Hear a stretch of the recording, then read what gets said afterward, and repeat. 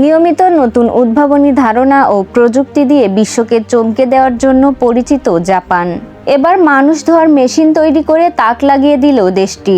এটি মানুষ গোসলের জন্য ব্যবহার করতে পারবে। যন্ত্রটির কার্যকারিতা ও ডিজাইন দেখে একে মানুষ ধোয়ার ওয়াশিং মেশিন বলে আখ্যা দিচ্ছেন অনেকেই।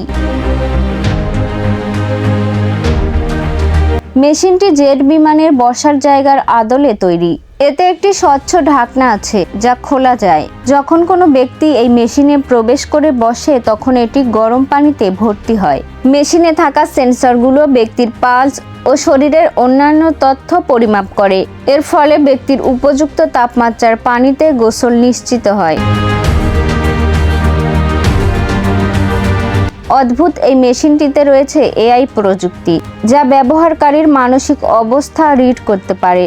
ব্যবহারকারী কি শান্ত আছেন নাকি তিনি উত্তেজিত তা নিমিষেই অনুধাবন করতে পারে যন্ত্রটি। একজন মানুষকে ধোয়া এবং শুকাতে যন্ত্রটি সময় নেয় 15 মিনিট।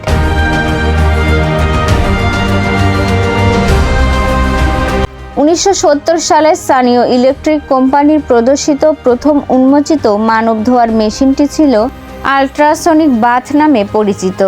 যখন ব্যবহারকারী ডিমের আকারের টবে বসতেন তখন মেশিনটি স্বয়ংক্রিয়ভাবে গরম পানি পূর্ণ করে আল্ট্রাসনিক তরঙ্গ নির্গত করত। এছাড়া এটি প্লাস্টিকের বল দিয়ে ব্যবহারকারীর শরীরকে ম্যাসাজ করার কাজও করত।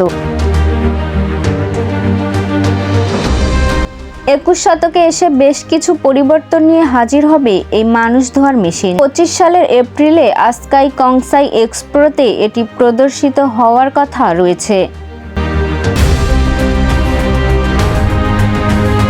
ডেস্ক রিপোর্ট, সবুজ বাংলা।